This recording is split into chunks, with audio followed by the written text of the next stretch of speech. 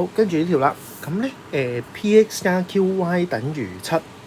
好，咁咧我哋試下用濕數嘅方法嚟做咯。咁我哋假設呢一個係 let's say 係1.5，呢個係0.8。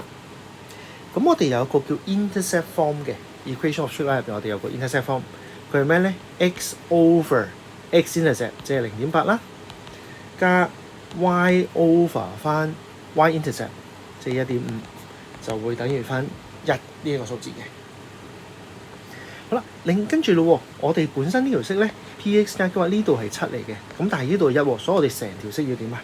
乘翻7俾佢，所以咧就變咗7x over 0.8加7y over 1.5等於翻7。